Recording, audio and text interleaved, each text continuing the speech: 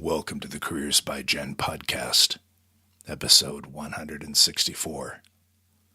Today on the podcast, Jen explores with her guest Sue Dumais the 5 P's of conscious business: purpose, people, planet, product, and profit.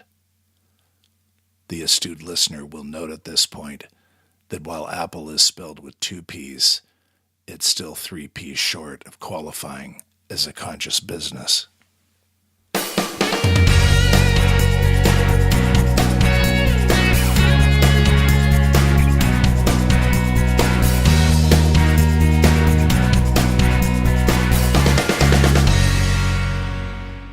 Hey, this is Jen Swanson. Welcome to the Careers by Jen podcast, the podcast that helps you to get the job, to love your work, and to advance your career.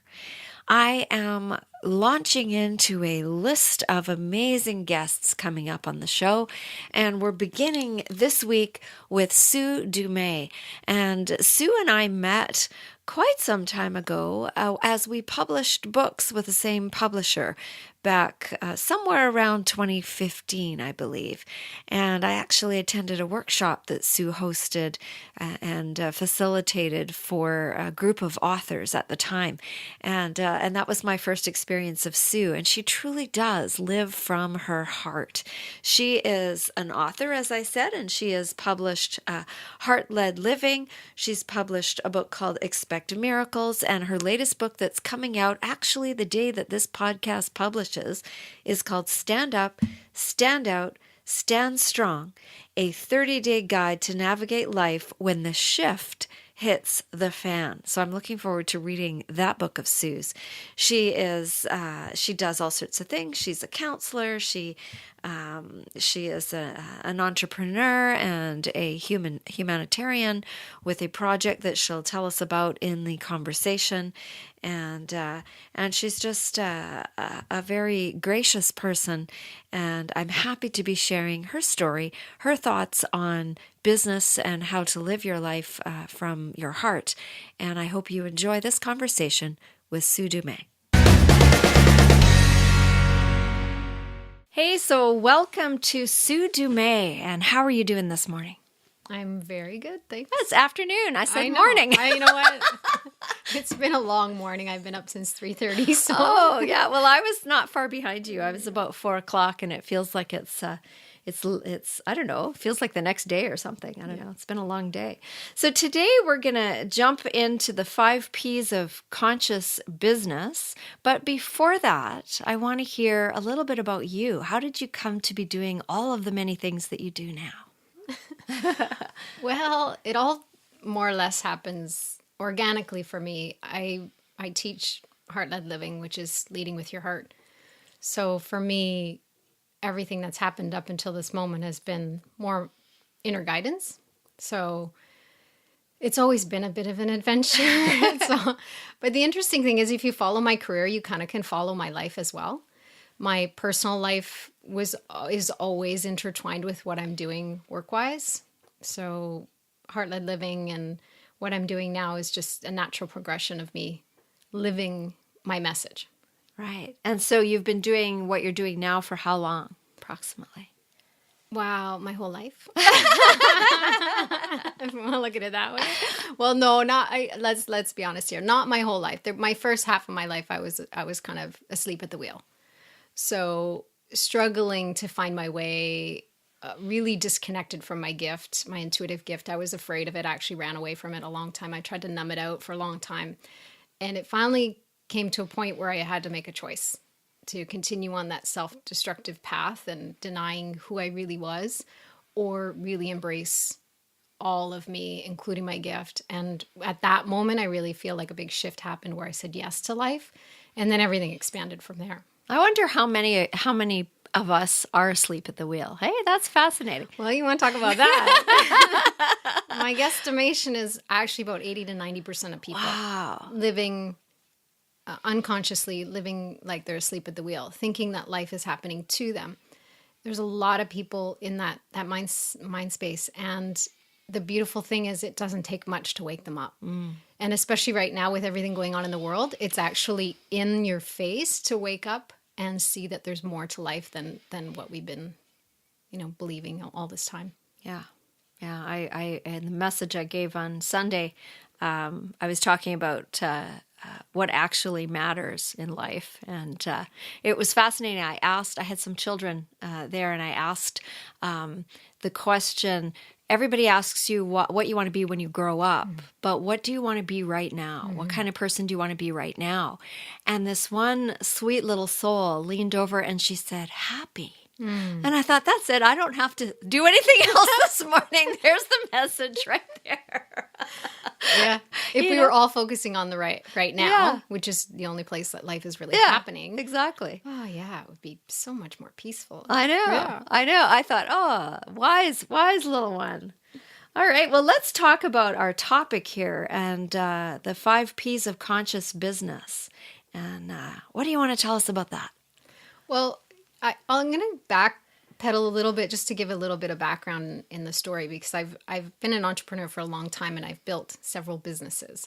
And the first couple of businesses I built kind of between my head and my heart. The two of them were in charge. My head a little bit more than the heart. The heart would kind of give the guidance, and then the head would take over and be like, okay, let's get this done, get her done. And practical. Yeah, exactly. So I had a real dance between head and heart in those businesses. Now, when heart-led living came into play, it was kind of built backwards, and it kept me guessing. So I couldn't get my head wrapped around it. I couldn't figure it out. And I really had to, over and over again, surrender what it was meant to be, and what has come from that deep surrender and allowing it to actually organically come through me has been such a gift. So the whole idea of conscious business is really how do you build a heart-led business, or how do you have a business and kind of recreate it? How do you help your employees and managers and staff actually come into alignment with the heart of the business? What is the heart of the business? Right. So if you're an employee or you're a manager in a business, what's your role in all of that and figuring that out? Or is it up to the owner of the company? Well, the owner is the owner. But really the heart of the business is the employees, right, and the people that come in contact with the customers. Because without that relationship, without those relationships, it doesn't matter how good your product is or how good your business is. Really, ultimately, especially today, there's a real yearning for reconnection. There's a yearning for communication and community and feeling like you belong to something. And people are actually making really conscious purchases. They're not just buying. I actually pay more money for certain things because I know the business and the personality and the people, and I go there on purpose. Right. Because it feels good. Yeah. And people want to do, I know people have heard this, they want to do business with people they know, they like, and they trust. And that changed for a while with social media. People kind of started to get disconnected, and businesses kind of lost touch in that. And it's coming back now big time, swinging all the way to the other end of the pendulum. And that's really, really important for a lot of people that are buying. I was in a store on Saturday called the Soap Dispensary. I don't know if you know it, on Main Street in Vancouver. For those of you not in this area, it is a refill store where you can bring your own jars and containers, and it's zero waste. So they will fill up your containers for you, or you can buy them there. And everything's a little bit more expensive. It's organic. It's, very, very good quality stuff, but you are paying a premium for that. But it's people that it's not a chain.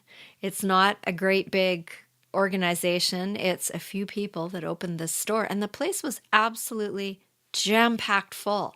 And I was trying to get dishwasher soap in my little jars and hand soap in my little jars. You could barely move in the store because people are flocking to it, even though it does cost more, I think. And that's why, when we talk about the 5 P's of business, this is what people are looking for. It's not just about a good product anymore.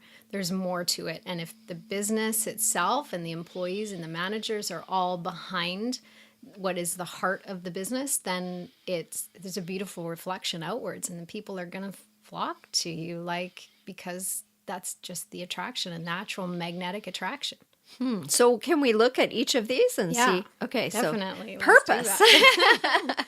So purpose is like why. The why behind, it's not just, I want to sell a product and make a lot of money. Yeah, people want to make money. That's okay. But what's the real why? What's driving the purpose of the business? And there's actually more than one why. People think that there's only one why for a business, but there's not. There's the main business why. Maybe that's why the owner started the business, what their backstory is, like the purpose. Like for me, it's my whole life is about healing, inspiring and empower healing, so that people can awaken to their full potential, so that they can feel and embody their heart. Yes, I live and breathe that, and every moment of every day, not just in my work, that is what I do. That's my why. That's a driver, a big driver for me. And it keeps me going in those moments that I have my own doubts. Now, my team that's around me, they are in alignment with that why. They feel that why. They embody that why. They are part of the heart of heart-led living. And then they each have their own why. This is where a lot of businesses, I think, miss out. If you're only focusing on the company's why, then you miss out on the gems that are actually in each individual employee's staff, managers, every level. What is their why? What's driving them? Why do they feel connected to your why? That's where you can really bring that community aspect into a business. You can really feel that connection between the staff, and it feels more like a family.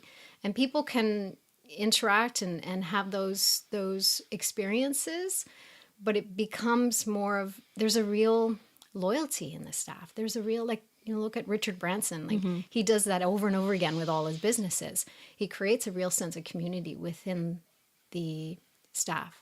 Is that easier to do in a small business than it is in a big corporation, for example? Well, you can have different departments really have their kind of connections. So in a big building, it might be a bit more challenging, but even in how you get your staff together and memos and things like that can all be shifted to be inclusive.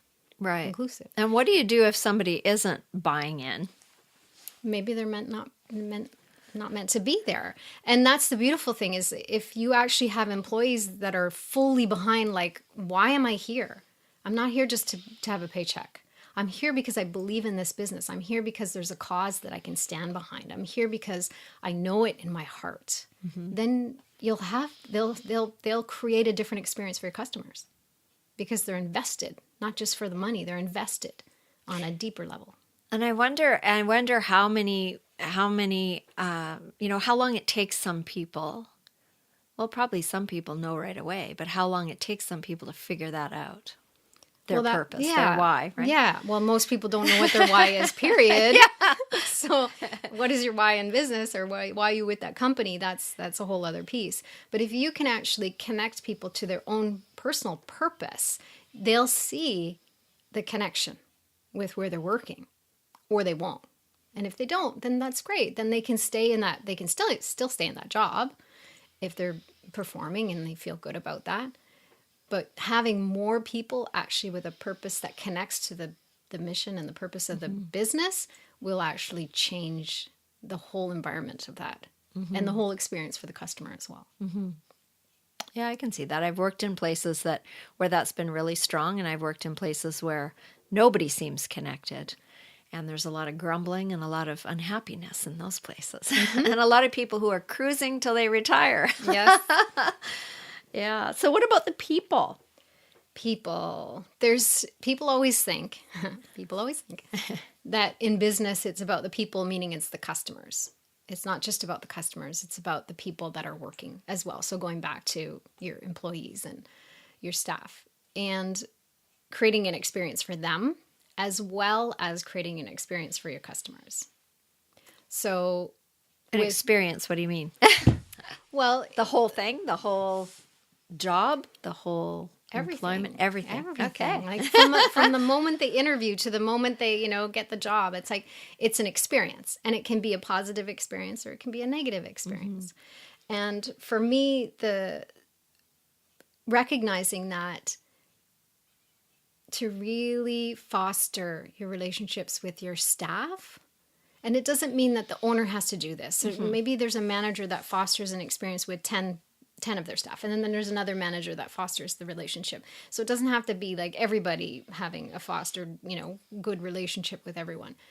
But to be able to really take their strengths and take their ideas and use them in a way that actually can contribute, then they're even more connected to the purpose. The customer experience, and if you have staff that are actually really fully behind it, with every cell of their being, loving being there, and feel a connection to being there, then they're going to extend that to the customer experience as well. So looking at both those relationships is essential. And if you're an employee listening to this and you don't feel that, other than being able to leave, is there any way you can... I'm just thinking of the person listening who's thinking, wow, I wish it was like that where I was, and they can't leave. Are there things they can do to foster those relationships from their positions? Well, the first words that popped into my awareness were, we never can't leave. So just saying, if you're choosing to stay in spite of not having that experience, that it's still a choice. And that's okay. You can do that. And if you're doing that, then the question is really, what can I do in my position to change my customer's experience? So there was one woman at the bank that comes into my awareness. This one particular bank, I didn't go in and do a lot of banking a lot. Like, it was more online banking I was doing at that particular branch. But every single time I came in, it doesn't matter how much time went by, she remembered my name. Wow. Now, she had like a crazy memory of name, but she really stood out. That was her gift. Right. That she just remembered people's names, not just my first name, but remembered my name, my husband's name, my kid's name, like everything. I think if I ever brought my dog in there, she'd remember the dog's name. Like, that's amazing. Yeah. I wish I had that gift. I know. But that was her thing. And she made you feel like you belong. She made you feel like you were family. She made you feel like, oh, it's so good to see you, Sue. What are you doing? How's Steve? Like, it was just amazing. And it could be a year or two since I see her again, and she would still remember me. And it made me feel really good. Even though I knew she had a photographic memory, it still made me feel really, really good. Because you're named. Yeah. Yeah. They recognize you. Yeah. They see you. So even tellers or people that are in customer service that don't make eye contact or don't smile, like, it's just something so small can make the experience so different for customers. I talk about that in my book, actually. Nice. Yeah. It's just the little things that you can make a difference with. Absolutely. So the question for someone who's maybe not feeling the connection to the business, but feeling like, okay, this is the job I'm in, what can I do, is really drop into your heart and really feel like, how do I want my customers to feel? How do I want to feel? How do I want my customers to feel? And then what can I do to foster that? That So self-awareness, self-growth, and tuning in, trusting their intuition. Trust your intuition. What about the planet? P for planet. Planet.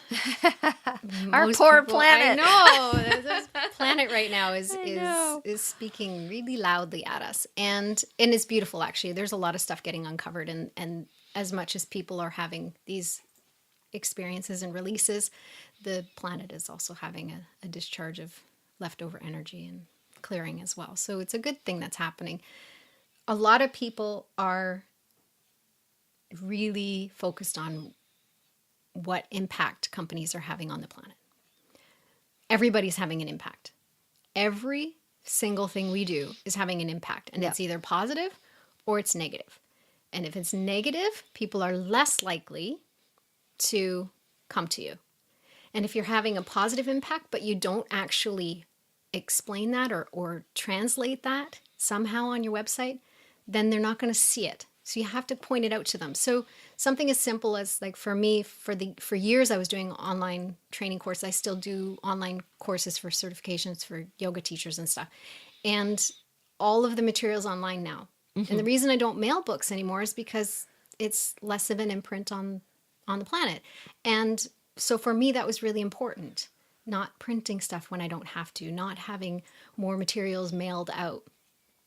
So little things like that, you might be doing that, but unless you kind of point that out, this is how we are taking care of the planet. This is our consciousness around what imprint we're leaving, what footprint we're leaving on the planet.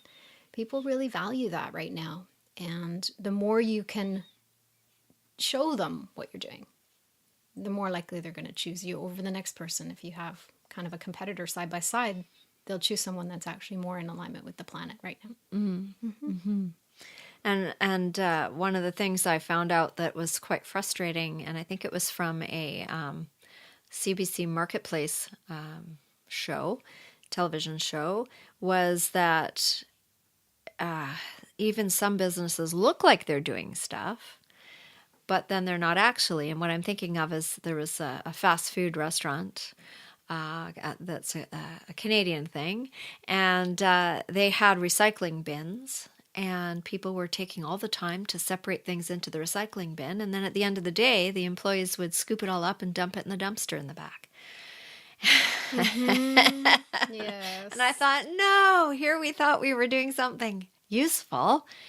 And so it's a little bit frustrating when these kinds of things, occur, and when you think you're doing something good for the planet, and then in the end it's not working. Mm-hmm. I find that really frustrating. Well, that boils down to the integrity and the authenticity, right, and of the business itself, and the integrity of the employees. Mm-hmm. Mm-hmm. Mm-hmm. But even if you look at that too, it's the same with marketing, right? You can have a product that says "Happy Planet," green. Well, yeah, green, natural, all those kinds of things. Unless we actually take a little look behind what is this company, where are they from, what are they all about, what is their story, then we're kind of just getting caught up in the advertising And the marketing, the marketing of it. So that's where actually having kind of the story behind the business is helpful. So on the About Us page, instead of having all your credentials and stuff, actually have the story. Why this business? Why now? What's it all about? What's the backstory? Because when people can connect to the backstory, then they can learn to trust you and trust your integrity. Right. What about product? Well, product, you think it would be actually really kind of simple. It's product. Product is product. But again, product, is it having a positive influence or positive impact on humanity and the planet? Is it having a negative? Is it serving a need? Mm-hmm. And a desire for, and there's a lot of products out there that you would call negative, or, like you mentioned fast food, that sort of thing. It's just like, there's a call for it. So therefore, they're meeting the need, and nothing wrong with that.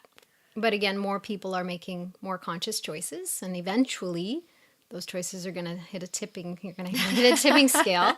So right now it doesn't feel like it, but we are headed that way for sure.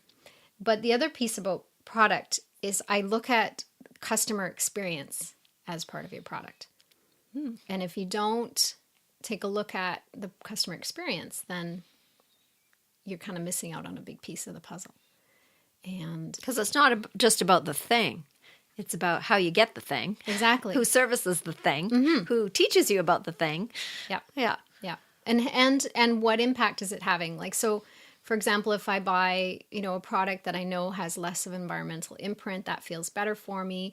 If I have a good experience with somebody on the phone, like I love customer service reps. Like when they love helping me, I love them. Like it's just such a good feeling. I'm like, I want to call back and say, hey, I just called you yesterday, wondering how you're doing today. It's like, I don't really have any reason, but it's like when you have that experience where you just want to call them back and because they're just so great, that really makes a big difference. Like I'd actually choose that product over another. So customer service I see as part of your product. So that needs to be nurtured more than typically you might think. Well, you could have a really kind of mundane product that they could get anywhere for probably half the price. Yeah. But if you have really smoking customer service where they're just like, people are just, there's full heart and they're just like, oh my God, I just love them. Yeah. And they just love on their customers, they'll be loyal. They'll become loyal. And then they'll become your raving fans. Right. So referrals and raving fans work way better than any marketing right now. Right. So customer service is a product. I remember being on a tour, 12-hour tour in Hawaii with all of our kids and some extra kids. We all went on a trip several years ago, and this was a really long tour. And we looked at the itinerary and thought, 12 hours. This is on a bus, a little bus, right? Driving all over the island. I was like, this is really long. That tour guide was unbelievable. That guy, he sang to us. He taught us Hawaiian words. He made us use them when we got out. And he was the most entertaining person. And everybody who got off, and some of the who got off the bus, we had 3 19-year-old boys, or yeah, they were 19, or maybe they were 20, and then a couple of 22-year-olds of girls, and they were all just going on and on about this tour guide, and he just made the day. Yeah. If it had been someone else, it would not have been the same experience, and 12 hours could have been really long. Yeah, absolutely. It was not. It flew by, and we all just had a blast. And you could tell he was passionate about the whole thing. Yeah. Yeah, that's it. That's exactly what it's about. Yeah. Yeah. The experience. And chances are you're going to go, and if you were someone else was going there, you're like, oh, you got to go. This is the tour guide you want. It's 12 hours. Don't worry. It's going to be awesome. You know, it's like, you're going to speak from that experience and share it. Yeah, absolutely. What about profit? Profit. I actually changed that to prosperity. Oh, okay. But we use profit because in business, they like the word profit. Right. For me, it's prosperity. And we can interchange the two, but prosperity kind of captures it a little bit more in the sense of it's not just the bottom line. It's not just about the money. Now, if you can have kind of a shared prosperity in the business, then that's actually more of an investment for the employees as well. So when we look at, like, a good example of that is WestJet. So all of their staff are actually owners. So they each have a share in the business. So they're invested in the success of the business. They've bought in. Right. Yeah. So they have an investment, and if they create a good customer experience, they're part owner, so they value that, and they want to make a difference for people, and they want people to come back. And there's a profit, or there's money that comes, you know, from their investment, from their share. So those kinds of things, those incentives are really helpful, because bottom line, we're living in an economy, living in a world where we need money. Right. We need money. We can do an exchange. I can bring you a chicken if you want. I don't know what No, you'll thanks. have to trade me, but those kinds of things. I live on a farm, right? So, there you go. but it's having that recognition that, you know, if we treat our employees well, if we pay them what their value is, not just what everyone else is paying or whatever, you know. Yeah. They'll have a different experience, and they'll be, again, more invested in helping the business grow. Right. So prosperity is not just the company's bottom line. It's like the prosperity of a whole group. Again, the whole family, the whole experience. It's a more holistic approach, it sounds like. It is. Yeah. It definitely is. It's everybody's included in it, right? Right. The other piece of prosperity is around having a mission-married cause. So you have the mission of the business, the purpose, the why of the business, kind of the foundation. Why are you in business? What are you doing in the world? What's your mission? What's behind everything? And then when you have a mission-married cause, more and more people are looking for those companies that have a built-in give-back opportunity. So like Tom's Shoes is a great example. Buy one pair of Tom's Shoes, a pair is donated. People like that. There's a big thing right now that's happening, and it's been happening for several years now, is what I call donor fatigue. You go to the grocery store. Do you want to donate $1? You go to the butcher. Do you want to donate $2? Right. You go here. It's like you're being asked all the time to donate toward causes. And there's so many worthy causes out there. Yeah. But who do you decide to donate to? Sometimes you have to donate to yourself, right? It's like, actually, I donated to me this month. You know, I feel really good about that. So sometimes it's bringing it home to your family, and sometimes there's an extension outward. Now, if you can actually buy something and have it automatically extend to somebody, that's the magic. That's the miracle. And more people are looking for businesses that do that they have the built-in give back component to it, or that humanitarian leg to the business. So for me, I all 10% off the top, not after all my expenses. Right. 10% of my gross income goes to my Heart-Led Living Foundation, and we support our Kenya project. So if someone purchases anything from my website, automatically 10% of whatever they purchase goes to supporting Kenya, girls and women in Kenya. Lovely. So if people feel good about that. Right. And again, if you have 3 products sitting on a table and one has a give back component, they're more likely to go for that give back component because it makes them feel good. So then there's that exchange of giving and receiving. Mm-hmm. It's instantaneous, and that's how it naturally is in the world. We give and we receive at the same time. It's always a two-way street. Right. Doesn't matter which side we're on, but most times we're giving, and we're not actually receiving. So there's a real depletion there and an imbalance. So when we can actually extend and receive, it feels really good, and it brings more harmony back into the experience. We just started buying toilet paper from a company that has a really funny name. It's called Who Gives a Crap? Nice. Started in Australia. I have no stake in this, so I'm just telling you this. It started in Australia. They have a U.S. Component, and everything is wrapped in paper, comes in a cardboard box. There's no plastic involved, which is what we're trying to reduce in our lives, is plastic use.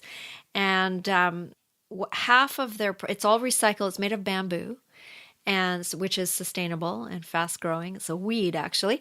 But half of their profits, 50% of their profits, go toward building toilet facilities for people around the world who don't have toilets. Yeah, beautiful. So, it's not that much more than I would buy the organic bamboo toilet paper that's wrapped in plastic in the grocery store here, but it fit my reducing the carbon by getting the paper wrapped, although it does come from somewhere else. It does get shipped, so there's that. But it's the give back, as you say, that made the difference as to why we decided to buy that product instead of, your whatever generic product in the grocery store. Mm-hmm. Yeah. It does make a difference now, and more people are looking at that. And I know there's dog food places that are doing buy a bag, and some food is donated to dogs in need, like to rescues and stuff like that. Mm-hmm. So it's like you're seeing it more and more, and you'll see more and more companies starting to integrate that and advertise it. Because again, going back to, I would say the 2 big things planet-wise that people are really looking at is the sustainability, the planet piece. How is the impact? And then how is the give back? How are they giving back? And it makes people feel good about purchasing stuff if they know that they're also extending love in another way, in the exchange of money or donation in some way. Tell us about your new book. My new book. Yeah. I'm so excited about this book. I like literally feel like I jump out of my skin when this book, like my business, was written back. I keep saying it was written backwards. Right. I had no idea what I was writing. Like, it would wake up at 4 a.m. The words would come through me and I'm like, whoa, okay, that's interesting. And then there's times where, I think I'd kind of figure out the topic, and then all of a sudden it would change gears. And I was like, it was a big guessing game the whole time, but it kept my head out of it, and it definitely let it channel through my heart. So the book's called Stand Up, Stand Out, Stand Strong, a 30-day guide to navigate life when the shift hits the fan. I love it. And it's basically 30 ideas, concepts, perspectives to help change minds, open hearts, and uplift humanity and unify us in love. And it's a game changer. It's like every time I read it, I'm just like, oh my God, this is such, it's like, it's not my book. I want to refer it. I'm like, you should read this book. It's like, it has nothing to do with me. It's like, oh wow, this is a really good book. And it's got a powerful message, and it's a timely message. And it's a message that when we talk about those people that are asleep at the wheel, they can resonate with the message. It would wake people up.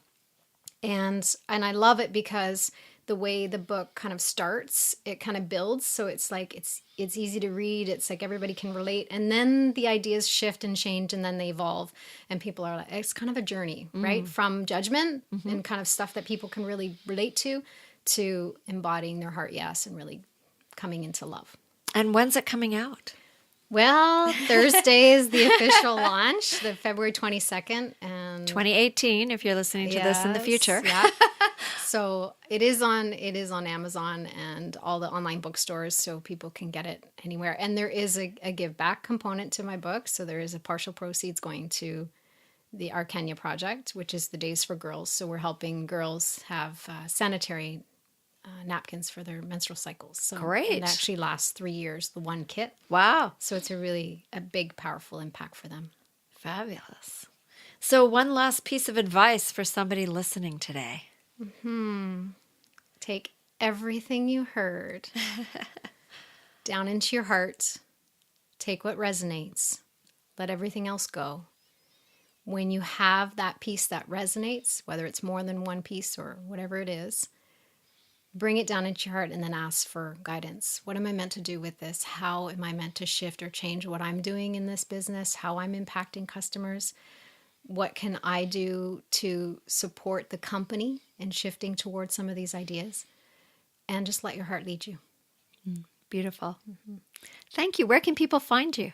My website is heartledliving.com. So heart as in the organ heart. That's an obvious. LED, ledliving.com. And all my information's there, social media and everything. They can come if you want to connect with me. I'd be happy to see you there. It's been great to talk to you today, Sue. Thank you so much for coming and sharing with the community of Careers by Jen. Thank you. It's been a pleasure. So thanks for listening to our conversation. And if you would like to find out more about Sue and where you can reach her, come on over to the careersbyjen.com website on the show notes for this episode.